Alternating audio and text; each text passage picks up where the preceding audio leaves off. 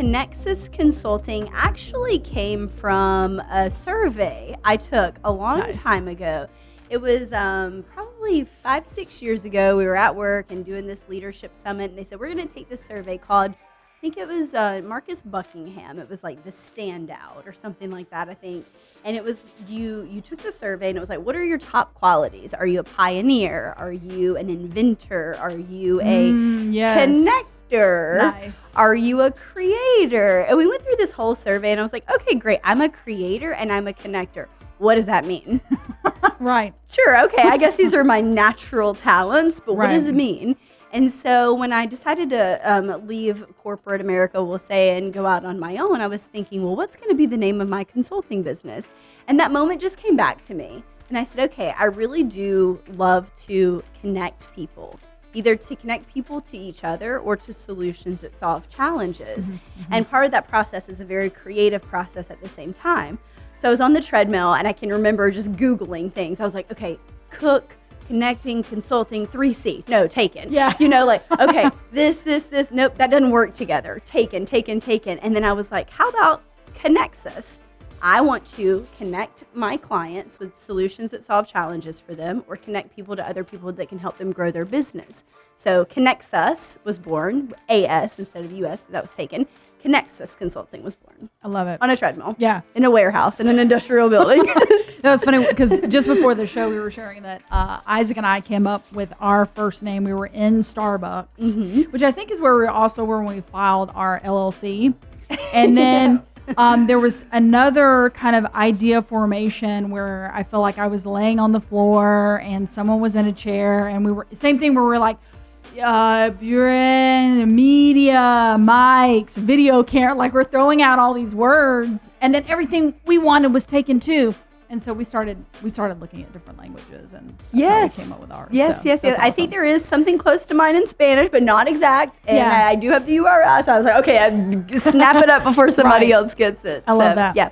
So walk us through too what you and I were talking about kind of the process of you leaving corporate, and you spent some time in Australia, and then we kind of got like coronavirus going on.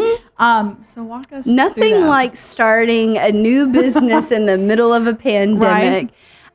So towards the end of last year, I had been with my company for about 9 years in the workforce solutions and technology space. And when I graduated, originally I graduated from Kennesaw. I think you and I have that in common. Was it me and you? Did you go to Kennesaw? I did not. I did graduate from the area. The area. I went to Brenau. Okay, Brenau. Which is Gainesville. So okay. I mean, they're pretty close, right? Yeah, pretty close. Yeah. So the worst time of the economy, we were in an economic recession at that time. So I moved back to Griffin, Georgia, a little tiny town south of the city. And I said, okay, well, this is where I'm meant to be right now. And so I went to work for a workforce solutions company, front desk. You can answer the phones, Jessica. I was like, what? I have a college degree. You want me to answer the phone? Right. My dad was like, take the job.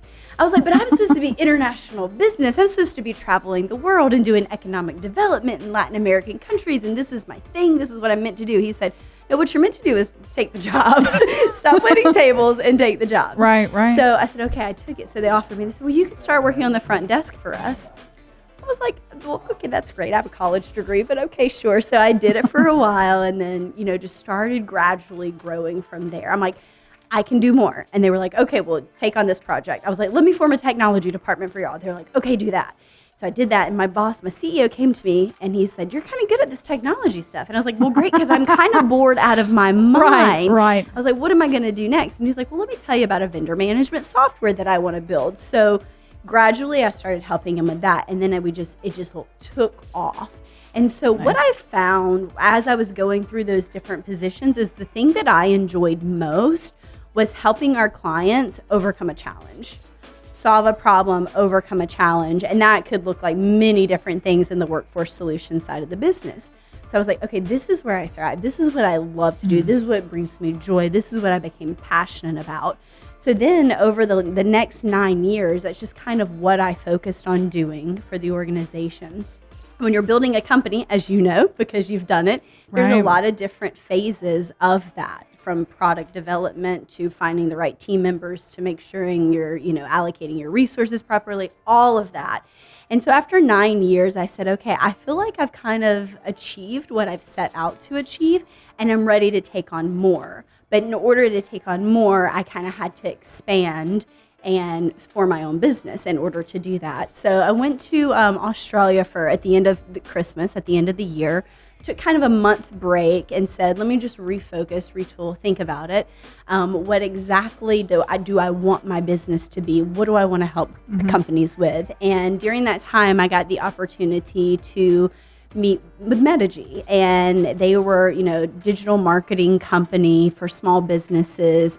I had the struggles for what their product would accomplish. And I said, wow, this is amazing. How much of your business is in the United States? And they were like, about 20%. And I said, it gives me chill bumps to think about it. I was like, I want to help y'all expand this in the United States because there's a huge need for this product for small businesses. I felt it. I've lived it. I've seen other people live it.